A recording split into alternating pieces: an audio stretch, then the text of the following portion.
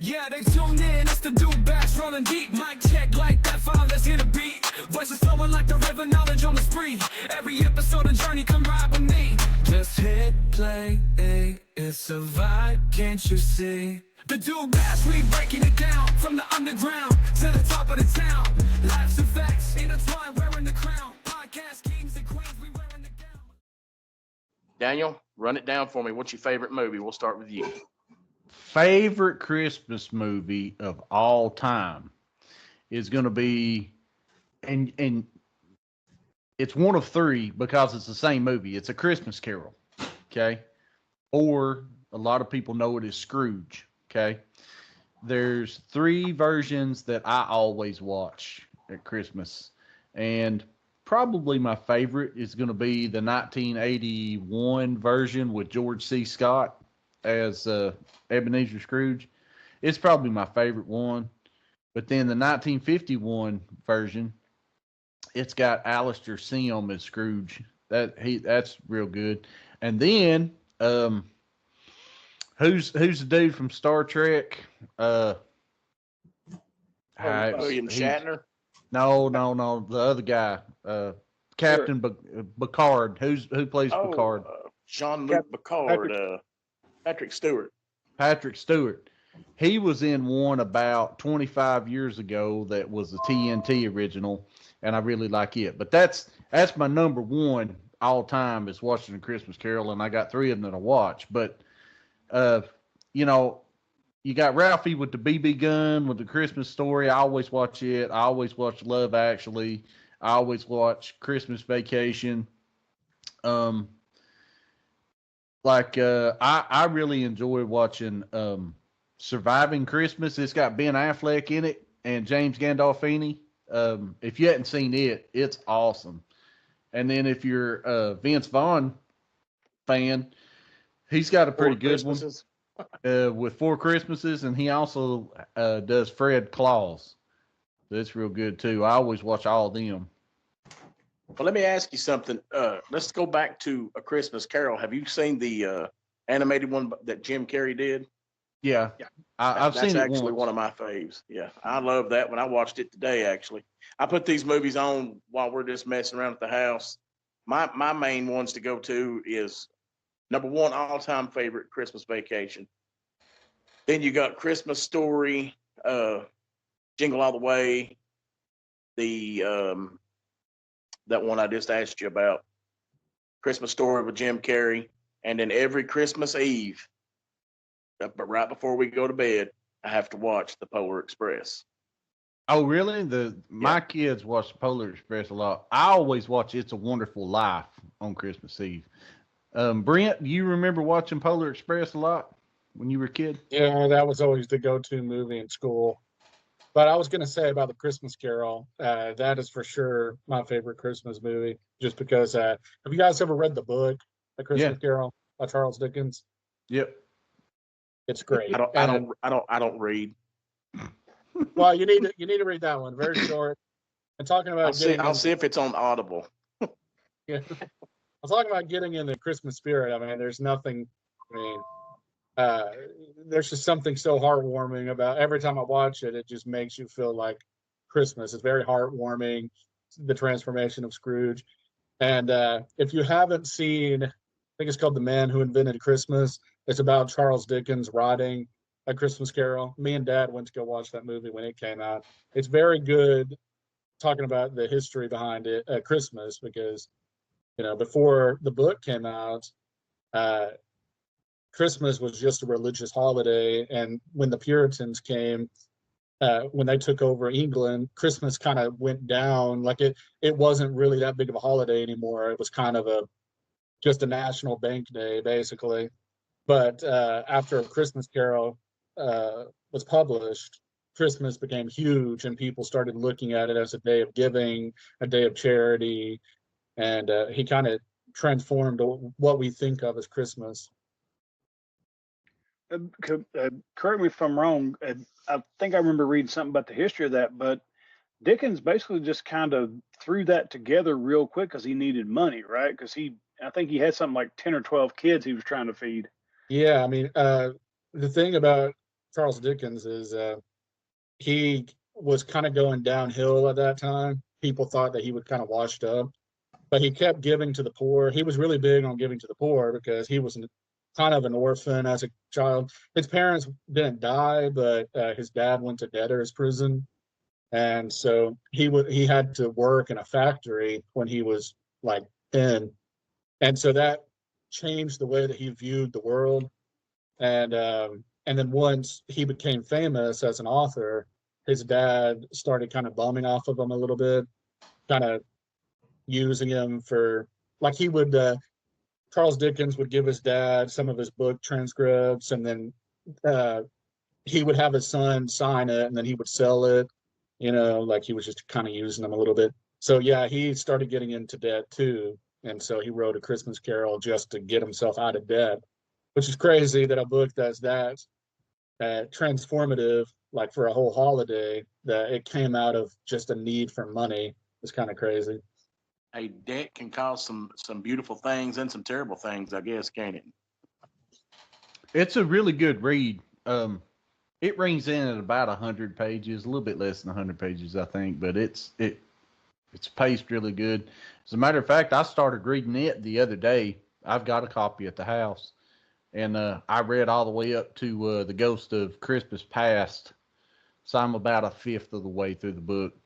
Instead of having chapters, it's got what's called staves, and so I'm on stave 2, and it's got 5 staves in it. Staves. Yeah. Another thing that's kind of interesting about it is, and it talks about this in the Man Who Invented Christmas, but when he was first writing the book, he had originally ended the book when Scrooge sees that once he dies, everyone's going to forget him, like everyone hates him. And so he ended the book with the Ghost of Christmas Future, like, and that being the end. And when he let people read it, they're like, "This is too depressing. You can't end a Christmas book off of the fact that Scrooge is going to die alone with no friends."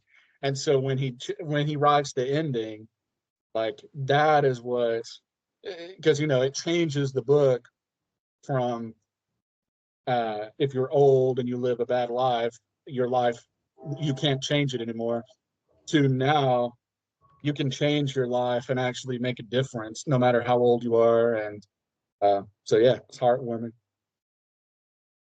It's a good book, and it's a good movie too. It's awesome. Well, let's switch gears a little bit. Let's start off with this. I know one thing everybody wants to know, and I'm curious about, something. This is one question I'm curious about. Everybody and whoever wants to go first can go first, but what Christmas did you finally realize, spoiler alert now, that Santa Claus maybe wasn't real? Who wants to take that one first? I'll go ahead, and I already knew it by the time I was in I'm going to say the fourth grade, fourth grade, but I remember we were sitting in Miss Borden's math class at Inglewood in the 5th grade, and she told the class there wasn't no Santa Claus or whatever, and it was just in passing. Serious? Miss Borden said that? Yeah, it would. Well, the thing was that she was talking about something else, and she was just like, "Yes, it's like there's no Santa Claus." And then she kind of caught herself, and she goes, "Well, you know what? You guys are in the 5th grade, and if you don't know that there's not a Santa Claus," that. She goes, "If you don't know that there's not a Santa Claus, then you know it now. You need to know it." And so, in her opinion, that, man. In her opinion, by the time you're in the 5th grade, you need to know that there is no Santa Claus. That's terrible. I swear, I think I remember her doing that, man. But you could tell she made a mistake when she done it, and she just like, well, I might as well just roll with it now. And let's see, when you're in the 5th grade, how old are you? Are you like 10, 11 years old? I'd say 10 or 11, yeah. So, there's, if you've got some parents that are trying to keep that going, or, I mean, yeah, I don't know. That's iffy right there, Dusty, what about you? I don't remember it, but my grandma, they used to tell the story. I must have been, I don't know, probably first or second grade, maybe. But my papaw for years, he was a bigger guy. My papaw for years, he was always Santa Claus in the Telco Christmas parade. So he had the suit and the boots, the boot covers and all that kind of stuff. And he would always disappear when we were little, and he would appear around the front side of the house as Santa Claus, and he would knock and wave and that kind of stuff. Oh crap, it's Santa! We're all trying to look and find him. So he'd run around back in the garage and change real quick out of the suit and come back out. What happened? What I miss? Well, Santa Claus was here. And I guess one year I was sitting in the floor, and I looked down, looked over my grandmother, and I go, "Mama, why is Santa Claus wearing Papa's garden shoes? He had forgot to change his shoes. Oh man.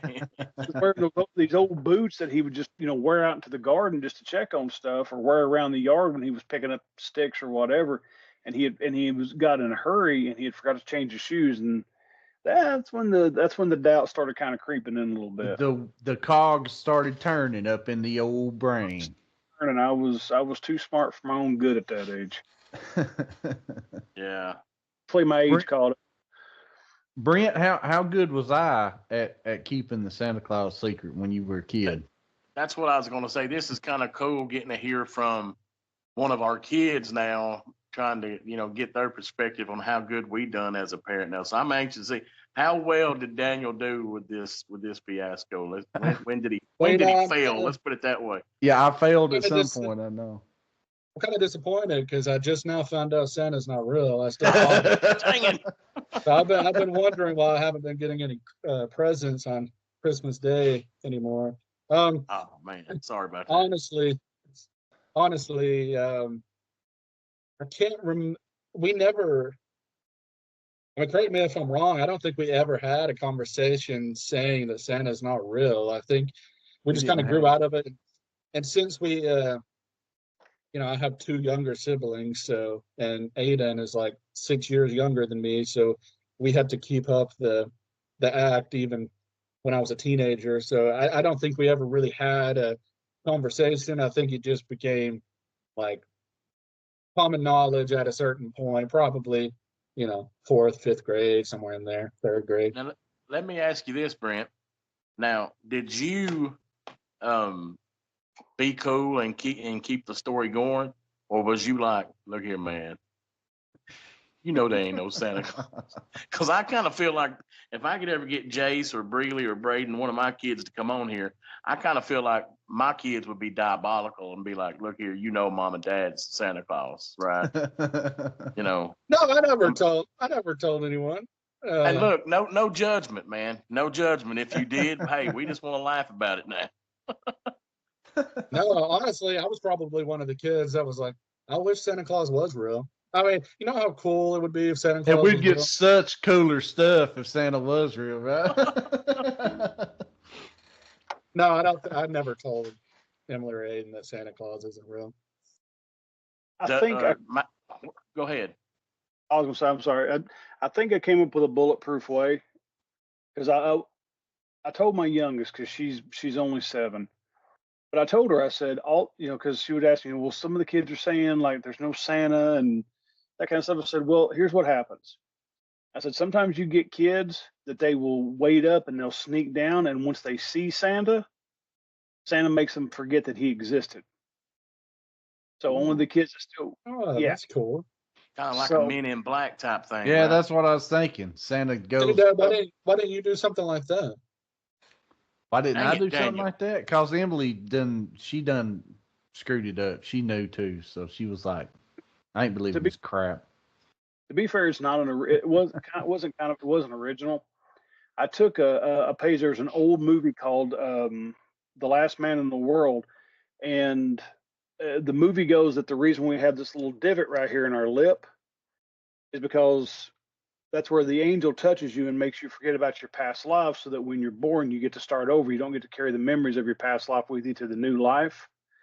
But there's one guy, he didn't have it. The angel missed him.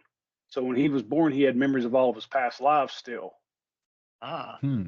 I kind of took that and I modified it on the fly. I was going down the interstate when she asked me this. I had to come up with something. That's the best I come up with. So I just kind of ran with it. Yeah. That's pretty good to come up with that going down the interstate, man. I have to give you some Yeah, props. for real. I mean, you could have just said Santa died, and then Yeah. Everybody's got to die, man.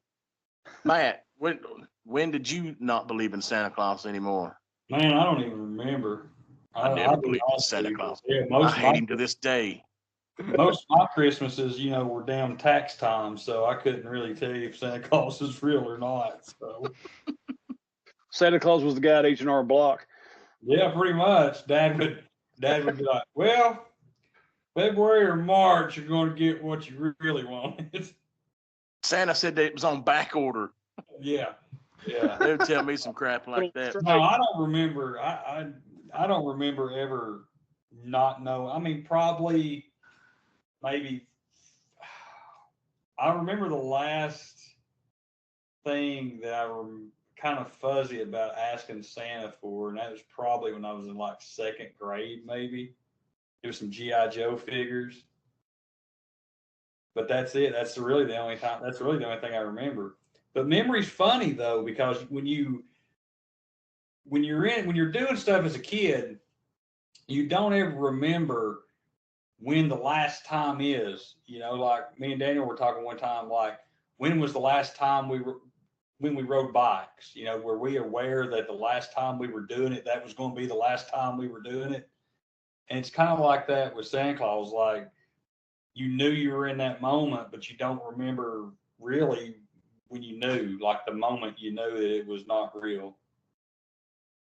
Yeah, you never know about that kind of stuff. But I can tell you, kind of when it started clicking in my brain, I remember, man, I was probably in the third grade, probably around nunchuck time. Y'all remember that? No, I don't. Tell me again. Yeah, I was getting a motorcycle. I actually got a motorcycle for Christmas that year. And I got up to go open up my Christmas presents, and they was still, and it wasn't like a big motorcycle. It was like a Honda 50, it had little fat tires on it and stuff like that, like just a step above a moped or a scooter or whatever. But I come in the living room a little earlier, and they was just bringing it through the front door. And I remember I was like, why are y'all bringing in the motorcycle? Why didn't Santa Claus put it under the tree? Santa Claus dropped it off. They were like, oh, it was too big. Santa Claus had to leave it outside, so we had to go get it. And I was like, oh, that makes no sense. No. But I'll go with it. But at that point, I remember I started thinking, okay, there's something not right here. But is there ever a time where you thought, all right, Santa Claus ain't real, but then something happened and you're like, well, no, wait a minute, maybe he is real? Did you ever have one of those moments? No. None of y'all had one of those? No, my childhood was ruined early. No, I'll tell you about you said that you busted them bringing your motorcycle in. Yes. I guess I was probably 15. I was either 15 or 16. It was after mom and dad got divorced, and Travis's dad ended up buying all of our Christmas presents that year. Really? Because my mom didn't have no money. So Travis's dad ended up like he just bought the whole shooting match from the way that I remember it. And Travis would probably he might remember it from his dad's perspective because he was living there. So, I don't know that end of the thing. I just know my end. And yeah, his dad ended up buying me and Ricky and Amanda. Nick and Laura were just babies at that time, but bought the whole thing. And we went down Christmas morning, me and Ricky. And like I said, I think I was about 15. I might have been 16, so that would have put, Ricky at about 12 or 13. And we went down and got to the bottom of my steps, and my mom met us at the bottom of the steps, and she was like, y'all can't come down. And I was like, why? And she says, you just can't come down. We're waiting. And I said, waiting on what? And of course, by that time, Amanda was up and everything. She says, well, we're still waiting on Santa Claus. He's running late. And I'm like, oh, God. Okay. So we He's had to go running back late. upstairs. And I don't know if Kurt ended up opening presents with his family and then he brought all of our stuff over, but she wouldn't let us come downstairs into the living room until about 10 o'clock that morning. It Wonder was what was pretty going bad. on. That's because he didn't have it. He didn't have it at the house. It was still in Etowah. So they had to wait and bring. So you guys had to stay upstairs all morning until he Yeah, actually got it down there. wouldn't let a damn one of us come down. Every one Man, of that's us was crazy. upstairs. It sucked. And I was like, man, I'm just wanting some food at this point. I don't even care about no presents. I'm just wanting to go eat. I'm hungry. But look, I know he's not real. Just let me come downstairs to use the bathroom. Yeah, for real. Because we didn't have a bathroom upstairs. It was downstairs. Dang, I bet that did suck. It did, man. It sucked. That was I'm gonna go ahead and say that was, for me, that was probably my worst Christmas. Well, what did you end up getting? What did I get that year? And you were what, honestly, 16? I was 15, 16 years old. I think So by that time we were all hanging out by that time. So yeah. I think it was 15. Because Yeah. I was 16 and I was really wanting my dad's truck. I was hung up on trying to get a something to drive, because I was 16. But that year, I think I was 15. I'm wanting to say Ricky got a bicycle. Man, I honestly can't remember what I got. I probably got a video game and maybe hey, some clothes or something. there ain't nothing wrong with a video game, man. No, that's what I'm saying. I just can't remember what it was. I'm pretty sure that it was probably a video game and maybe some clothes. I probably like a music CD or something. Probably took some of what Travis was going to get for Christmas and you made him get something short. Well, I know at one year I got a bike and Ricky got a bike. I'm wanting to say I was probably 12 or 13. Ricky was younger than that. And of course, Travis, he's a year younger than me, and he said that him and his dad went to go pick up the two bikes. And Travis said that he rode Ricky's bike out of Walmart to his dad's truck. Really? He said he was the first person that had ridden Ricky's bike. That is crazy. Dusty, any memorable moments from Christmas from you, buddy? You want the best one or you want the worst one? That's whatever you want to talk about, baby. I've got a best one, but you go ahead. I said my worst one, so you can pick whatever you want. Worst one, probably, not to bring down the room, but my worst one was probably the Christmas right after my kid's mom, after we broke up. We were going through a divorce. Because I got left with nothing, right? So I go checking the finances and looking at stuff, and I'm behind on everything. And the rent was behind, the car payment was behind, cell phone was behind, lights were getting ready to get turned off. So I'm running around, I'm borrowing and stealing to try to just get everything caught back up so I don't lose everything. And that first Christmas, I felt miserable because I went out, I borrowed a bunch of money just so I could just be able to. I didn't have a tree. I had a pot and a pan. That was it. And that ain't no good, man. That ain't no good. And we kind of put it, I put it together the best I could. And my dad ended up coming up and taking us out for dinner. So at least the kids got Christmas dinner. And that I went to bed that night because the kids went back to their mom's house because they were doing like a week on, week off thing. I went to bed that night, man. I'll be honest with you guys. I'd never felt lower than I did that moment. That was literally the worst Christmas I can remember. Man, everybody hits hard times, man. Ain't no shame. Everybody hits hard times. I swore to myself that it would never ever happen again. Never happen again. And that was 5 years ago. And I don't ever want to come across like I'm trying to brag. I mean, yeah, I bought a really, really nice rib roast for people to come and eat, but that's part of my gift to the people, to the family and friends that come over is, hey, this is part of my gift for you. I'm gonna give up some of my time. I'm gonna cook. I'm not Emeril Lagasse. I'm not Bobby Flay, but you know, if I time it right when it's actually done, I mean, that's my gift to people is being able to say, listen, everybody left my house with a full belly, no matter what else I did the rest of the year. You left my house full, and you left my house knowing that you were considered part of my family. So That's right, man. And that's blessed, brother. Don't ever forget that. That's blessed. Shoot, yeah. I mean that my gift is I always wanted a bigger family. My dad only had me, and I never had siblings growing up. So I always wanted that. Well, I mean, last night, some of the kids that my fiance that Lisa had when she was working with Sequoia's band, they've all stayed in contact. So they came over and they brought their boyfriends and girlfriends. Matt was over there. Lisa's parents were over there. And I had a whole house full of people, man. Everybody was eating and laughing and having a good time. And man, it don't get any better. That's the way to do it. That's the way to do it right there. It doesn't get any better. It doesn't get any better.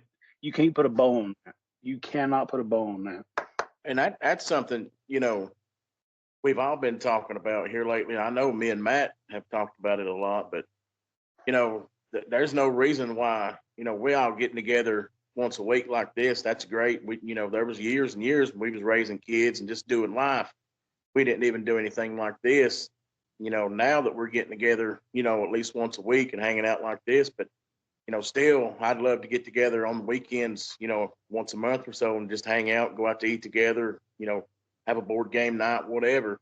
Because, at the end of the day, we're all any of us is God, I mean, shoot, that's just how it's always been, how it always will be. You know what I'm saying? Shoot, yeah, man. And I'm all about that too. I mean, Yeah, well, it's hard to get everybody's schedules together, and there's going to be a lot of times where, you probably ain't going to get 100% of us together at the same place at the same time. But oh yeah, that's just live. Yeah. I'm all about trying once a month, go to dinner, go to one of our houses and have a board game night, hang out, or play, video games, or just hang out and talk, Yeah, yeah, we definitely got to start doing that, man. Definitely start doing it. All right, so But, Brent, ahead. you tell me, since we're on worst Christmases, you just go ahead and tell me what your worst Christmas was. I'm interested to hear it.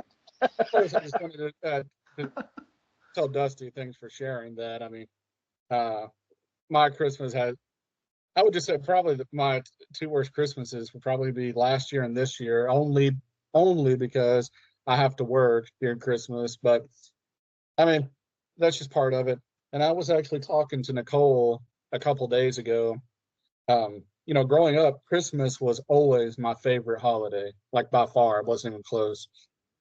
But as I get older, since getting out of college, I think I've had to work every single Christmas since I've graduated. And I always get the like FOMO, the fear of missing out. Like Christmas is the worst day for FOMO because everyone else is off, everyone else is with family, everyone else is getting to enjoy Christmas, and I have to work. But thankfully, with my job, I do get a lot of days off when I'm not working.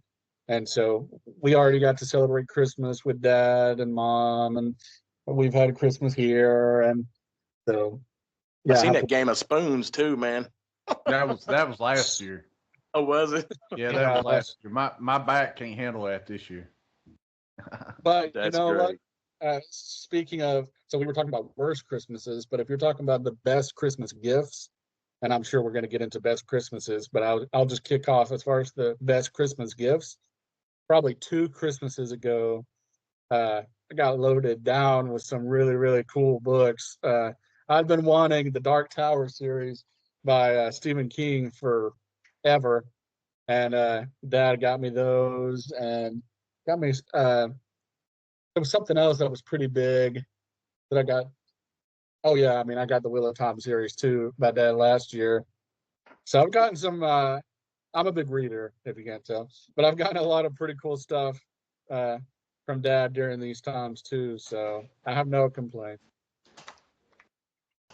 Now, Bree is a big part of that too. She does most of the ordering. Yeah, yeah.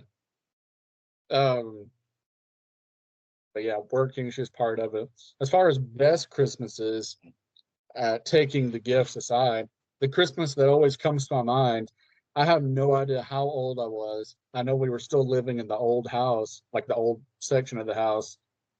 And so I was old, I was young enough to, like the new section wasn't built yet. And I remember we had stockings on the wall where you have like a desk there now. It's where the window is.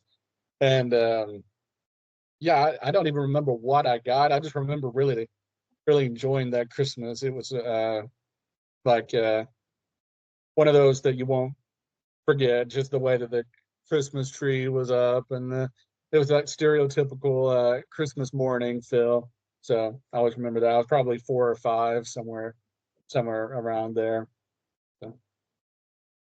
That's cool. If I'm thinking about, everybody's talking about they had a worse Christmas. I guess I'm blessed. I've never had a bad Christmas. Never had a bad one. I can't, there may have been Christmases where I didn't get what I asked for, but there still ain't no G.I. Joe aircraft carrier laying around anywhere that I never got. But, never had a bad Christmas. And I really can't think of what. One Christmas that stands out is probably one of the best Christmases when I got Batman on VHS tape.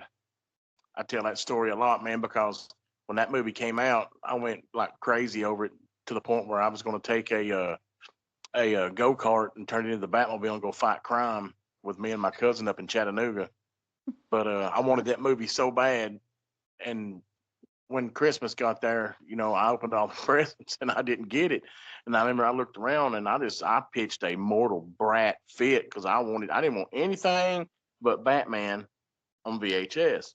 And they let me pitch a fit. They let me scream. And I'm talking about I did. I screamed and cried. And this was probably, what was I, 10 or 11 years old when this is going on? It come out in 89, so you would have got the VHS by 90. Yeah, so dude, I shouldn't even got nothing acting the way I did.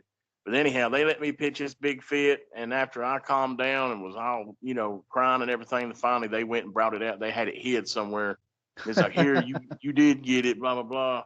But yeah, that Christmas stands out. But I can't say I ever had a bad Christmas, and I can't really pick one that would be the best Christmas, man. That's just, I guess I'm blessed that all my Christmases have been good. You know what I'm saying? I can't complain. Oh yeah, yeah. I'd say probably my best Christmas was when I was. They probably two for me, but probably my favorite Christmas memory is when I was 12. So a little bit about how the Phillipses used to roll. You had a big get together over at my mama and papa's house with the Phillips side of the family on Christmas Eve. That's when the whole family got together. And then on Christmas morning is when you opened up your gifts from Santa Claus and your mom and dad, right? Right. So it's almost like I always kind of preferred Christmas Eve because of the build up and because you got to see all your aunts and uncles and your cousins and all that, And I got cool stuff from my grandparents. I probably got just as cool, if not cooler stuff from my grandparents than what I did from my mom and dad. And so what would happen is on I guess when I was 12, my papa gave me a 410 shotgun.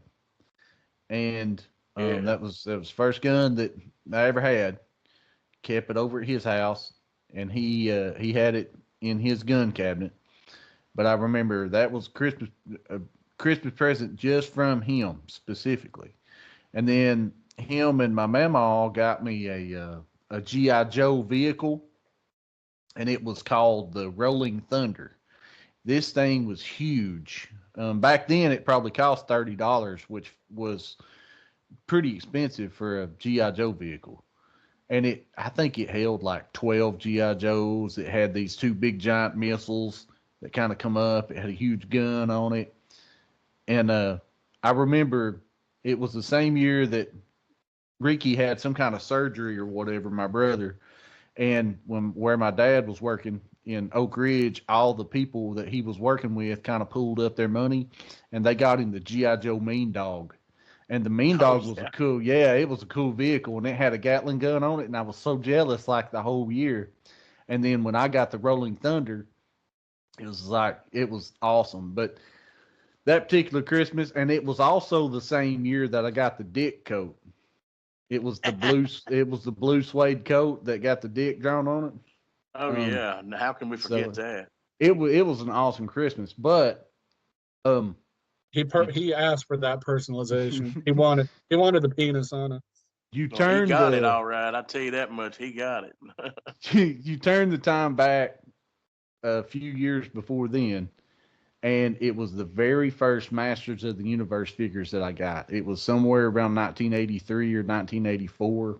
I think I was only 4 or 5 years old, and I got He-Man, the original He-Man that come with the sword, the shield, and the axe, and Battle Cat, and the vehicle was called Point Dread. Dusty, you might remember that one, but it was that flying eagle looking thing that it's actually had an attachment that would attach to Castle Grayskull, and it was an orange eagle with this like blue top that come over, and it had brown wings on it. It was really cool. But I remember that Christmas morning when I woke up, that was the gift from Santa Claus. It was already open. He-Man was on Battle Cat. He had Point Dread, and the Talon Fighter was sitting there, and it was that is good Christmas there, man. Dang. Shoot, yeah, man, that was cool stuff. I was probably 4 or 5 years old then, so I remember 4 or 5 years old. That was a good one, and then when I was 12, that was a good one. That's good times. Yeah, I can't. I don't know what else, but we went over movies. We went over a good Christmas. You guys think we've about covered Christmas tonight? I know Matt got sleepy and had to go to bed, so. Yeah, I think he have to work tomorrow. It's he's got to work, so he went ahead and cut on out.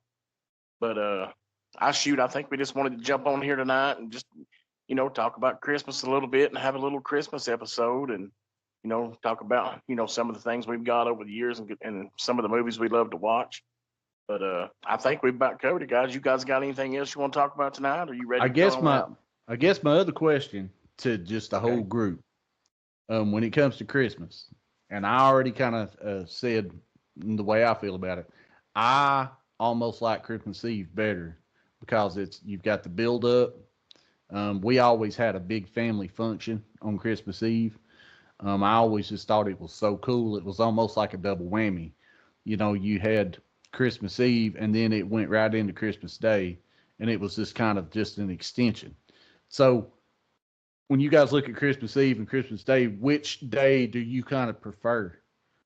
Are you thinking the same way as I am, or is it all Christmas Day for you? Listen, definitely Christmas Eve for me, because we're going to go in here and we'll play games all night. We'll make Christmas candy. And then, we'll get up Christmas morning and we'll open our presents. But yeah, Christmas morning, once it's done, it's done. But Christmas Eve, you still got that excitement to look forward to all night. And, all that good nostalgia stuff, and getting up in the morning. I cook a big breakfast and fry bacon and, get grease all over the place and burn the house down. It's just an awesome morning. But yeah, when you got the anticipation, Christmas Eve is definitely better than Christmas Day. And I'll add this to it. The saddest day of the year is the day after Christmas, when it's all said and done, to me anyhow. Yeah. It's pretty sad. December 26th sucks. What do you think, Dusty? I was going to ask Brent, with you living in London and stuff, what did you think about how did you think about Boxing Day and stuff? Well, I was there after Christmas, so I got there in January.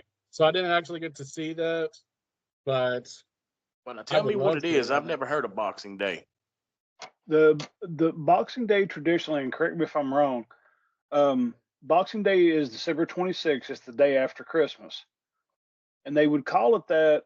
One of the origins of it that I read was a lot of the richer people, they would like box up all some of their old stuff, like they got new stuff for Christmas, right? Oh, okay, So they okay. box up old clothes and old shoes and old whatever, and they would go to the local poorer families, and they would just give it to them. So they would literally box up the stuff and boom, here you go. And so that was like the big day to just like out with the old in with the new kind of stuff. Let me tell you what I was thinking. I was thinking that everybody put on boxing gloves, and then they would go, and then they would go out and fight each other for what they really wanted for Christmas. That's what I thought you meant when you said Boxing Day. Dang it, I didn't want Skeletor. I wanted He-Man. Somebody needs to square No, up. I'm getting what I would have want. loved to.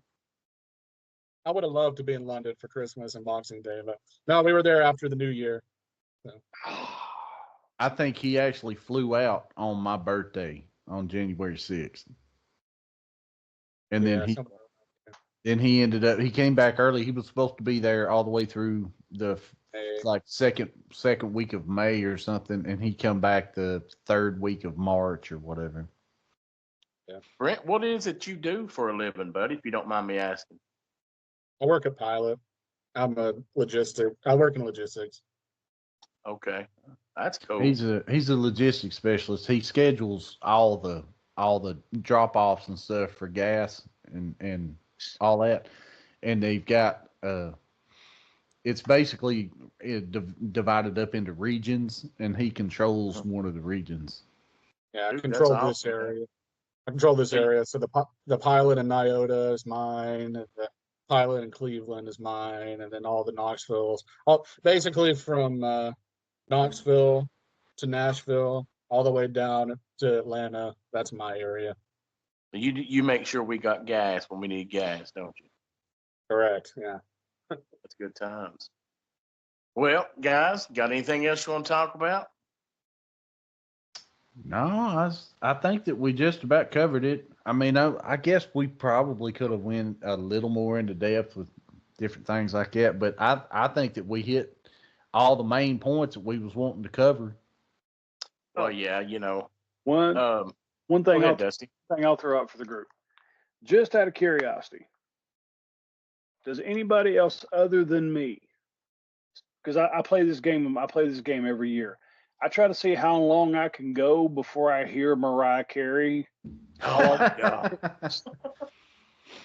I will not listen to I will actively not listen to the radio. I will avoid the mall. I will do everything in my power. And if I make it to Christmas, I reward myself. But so far, I'm doing good. I'm going to jinx myself because I'm saying it tonight because tomorrow's Christmas Eve. But so far I have not heard that song yet this year. So I'll tell you this, and you can make fun of me all you want. I'm huge into music. I did my recap just the other day, and I mean, I listened to so many thousands of minutes worth of music all year or whatever. But my Christmas playlist is massive, and and Mariah Carey's on it. So I probably already heard that song maybe 5 or 6 times. I mean, Dad starts listening to Mariah Carey on 4th of July. No, So no. he's actually got a big poster of Mariah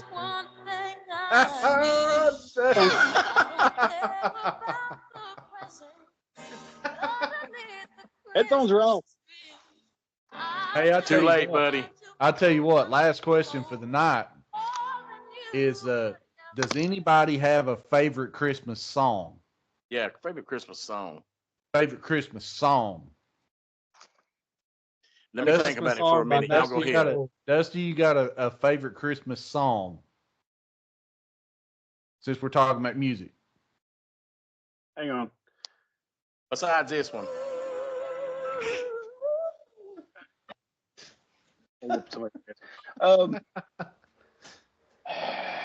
Yeah, actually, I do. It's kind of funny. I've got two songs I listen to every year. Okay.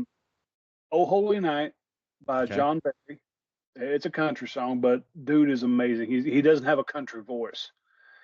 And "Light of the World" by Lauren Daigle. And those are my two Christmas songs. I listen to them whenever I start doing prep that for Christmas dinner and stuff. Those are my songs.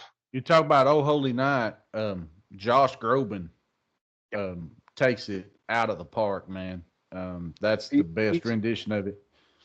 And also, it's a chop up for "O Come All Ye Faithful" and "Oh Holy Night," but Trans-Siberian Orchestra actually does a like a mix of that, and it is awesome. I've been listening to that for probably the better part of 30 years. The only issue I ever took with Josh Groban, and I love Josh Groban, he does one of my favorite songs is "Pure Imagination," and he did a cover of that, and it's just absolutely phenomenal. My only issue I had with and I guess maybe I'm old school, but in the chorus, instead of doing the "Oh Night Divine" and stuff, he just repeats Noel all the way through the most of the chorus, and to me it takes it away because I guess I don't know, like I said, I'm just kind of old school. But Yeah. I heard the John Barry version years and years ago. I mean, I think he recorded in the early '90s, and that just became my personal favorite version of that song, and I listen to it every single year. And like I said, Lauren Daigle, "Light of the World," those are my two go-to Christmas songs. All the rest of the stuff I can take it or leave it, especially Mariah Carey. Mariah Carey is absolutely. I feel about Mariah Carey's song the way Corky feels about Tom Petty. So Corky doesn't like Tom Petty? How can you not like No. Tom Petty? Here we No, go. he can't stand it. I'm sorry, How can you But- not like I didn't Tom know that he Petty? didn't. I didn't know that Brent didn't know, man. I'm sorry. It's Before all we good. It's all before good. we rag on Corky too much,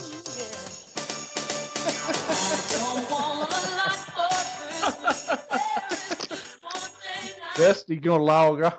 We gonna piss Dusty off. He gonna log off. All right, Dusty, I'm done playing now. I tell you what, Willie Nelson, Frosty the Snowman, that's a good one. Well, listen, Frosty the Snowman, Willie Nelson, and also Wham! Last Christmas.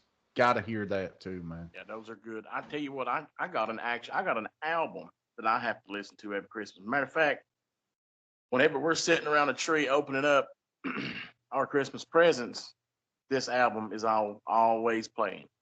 Now, make fun of me if you want to, but Elvis's Christmas album is my go-to. Dude, Every Elvis' year. Christmas album rocks, man. I Yes, love it does. I love it. Yes, it does. The favorite one off of that album is "Santa Claus is Back in Town." Yes, Santa That- Claus that's is my back in favorite. town. Blue Yeah. Christmas. I love them Yeah. all, man. That's my go-to Christmas album. And if I'm gonna think about a Christmas song, it's gonna probably be Bing Crosby? "I'll Be Home for Christmas," Yeah, I mean they've got or a whole Frank lot of Sinatra, or different- whatever that guy is. You know, that They- old one that's most popular. Everybody's got a rendition of that.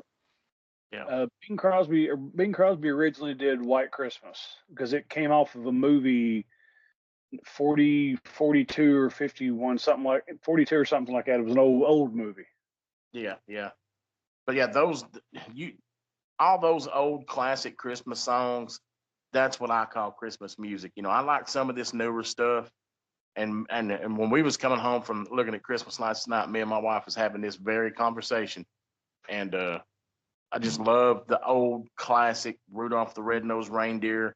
I really couldn't tell you who sings them, but just the old classic ones that we heard growing up. That's what I call Christmas music.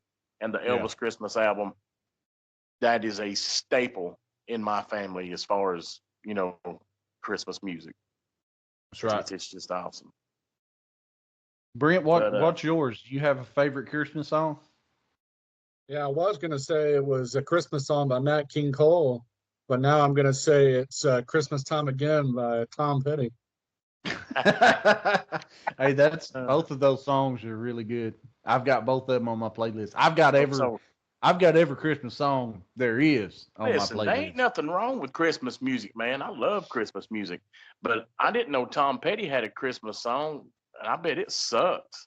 No, man, it's good. Now, to be fair, I spent a lot Hold of. I on. spent What's years it called? Let's look it up. What's it It's called? Christmas time again. Tom Petty, huh?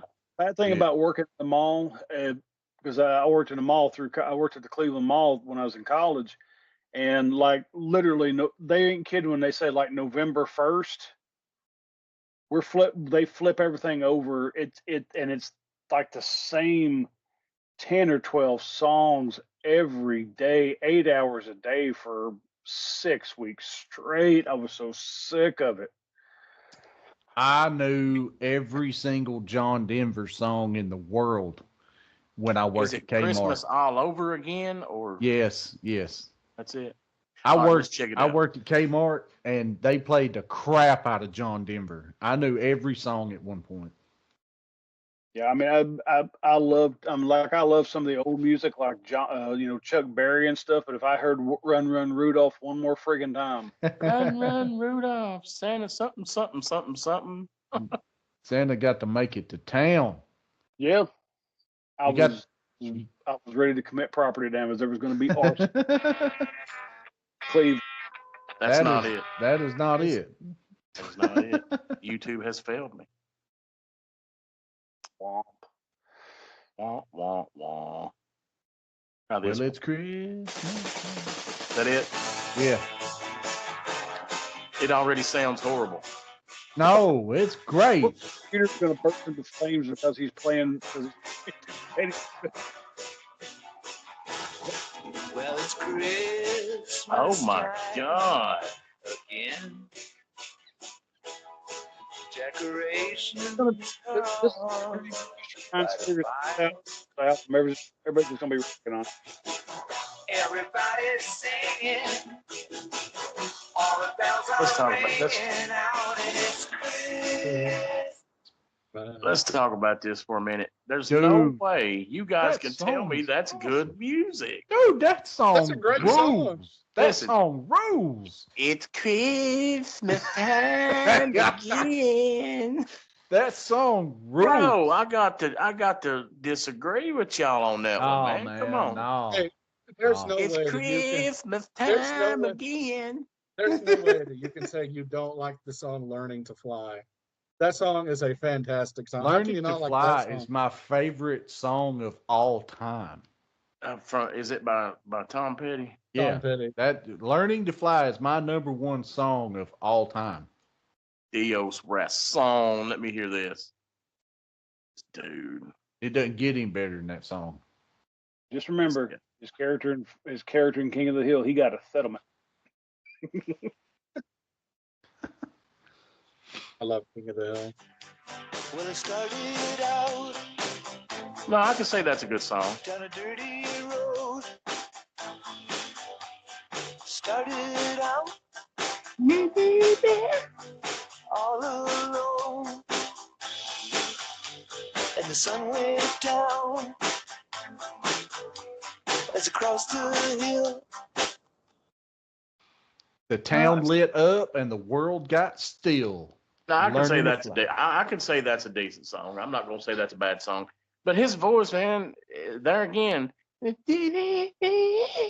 I mean, you just that's not good, you know. I mean, I just Man, we Tom can all Petty agree to rules. disagree on Tom Petty. You know. Yeah, because I love Tom Petty. I'm a huge Tom Petty fan. Obviously, I'm in the minority because the man can sell out stadiums, so obviously he's doing something right. But it is what it is. But yeah, I probably still prefer the old Christmas music from probably the 30s through like the 60s, and then then when you get into the Jackson 5 with "I Saw Mommy Kissing Santa Claus" and some of that, it starts to kind of get, I say, more current. You know, some people be like, well, you talking about 70s being current, but it's like, the Jackson 5 had a big Christmas album. Bruce Springsteen had a big Christmas album, had 2 or 3 on it that's always on the radio. You got Paul McCartney had a song that was really popular. Wham had a song that was really popular. John Cougar Mellencamp had a rendition of I Saw Mommy Kissing Santa Claus that me and Matt always make fun of, but I love the song. It's really good. So you kind of go from those 1930s, 40s, and 50s crooners like Dean Martin and some of those guys that are singing like that. And then you've got people like Brenda Lee that was rocking around the Christmas tree that was in the 60s. That's great. You're not going to beat, Andy Williams. It's the most wonderful time of the year. You're just not going to beat all of that old stuff. But I like the stuff. I like the stuff from the 70s up through probably the 2000s. I haven't heard a good newer Christmas song in a while. Even that album that Josh Groban put out is probably 10 or 15 years old now. Let's take a minute and just hear some real Christmas music for a change. Hold on, because I can't end it with Tom Petty. All right. That's sad that you can't resign yourself to end it with Tom Petty. Well, no disrespect to Mr. Petty, but have a blue Christmas. That's Christmas, baby. Open them presents up. Tell us if you like them. Oh yeah. Pour the eggnog. Yeah. That's what I'm talking about. That's good can't stuff. be blue when it's all about you. You know what I'm saying? If you guys ever heard the old Brenda Lee song "Rocking Around the Christmas Tree," yeah, sir. Yeah, it's good. She was 13 when she recorded that song. Is that right? I can see that because she sounds young. If you think about it, I can see that. My son Liam, he's 13. So she already had she basically had like a number one a song that's It sounded like he's about to start transforming there, Dustin. Your Decepticon voice was coming out. Brenda Lee was only 13. Don't Autobots roll out. Don't you dare talk about Brenda Lee. You know what was kind of funny though, because I always crack the kids up because I do Eeyore's voice for them. It's the same guy. The original Eeyore voice was Optimus Prime. Yes, it was. Really? Oh, yeah. I hear it in my head now. Okay. I hear it. So just think about Eeyore going, Autobots, transform and roll out. Transform, roll out. And roll out. Now Megatron. Man, I tell you what, this is way off topic and it ain't got nothing to do with Christmas at this point, but one of the best voiceovers that did cartoons back in the 70s and 80s was Frank Welker. That dude, he had a ton of voices. Very talented. What voices did he do there, buddy? Off the top of my head, he did Fred from Scooby-Doo. Yes. Let's see. There's a few others. Fred from Scooby-Doo is one of them that comes out. I think he actually did Megatron. No way, really? I think Frank Welker is Megatron. I know that he's Fred. I'm pretty sure he's Megatron. He might have done some other Transformers too. He was all over the place. Like he did tons of stuff. Well, that's cool. If anybody that can do the voice of Megatron's got my respect. I bet you Tom Petty can't do it. He probably cannot, but he doesn't need to because he's Tom Could you imagine Tom Petty being the voice of Megatron? Starscream. How dare you betray me? This is a good stopping point. Yeah. I think everybody's getting slap happy. Yeah. I've been up since 5:30 this morning. I got to go to bed. Yeah. All right. Everybody, Merry Christmas. And we'll see you next week. See you. Bye. Yeah, they tune in, it's the Dude Bash rolling deep. Mic check like that, let's hit a beat. Voices flowing like the river, knowledge on the spree. Every episode and journey, come ride with me. Just hit play, it's a vibe, can't you see? The Dude Bash, we breaking it down. From the underground to the top of the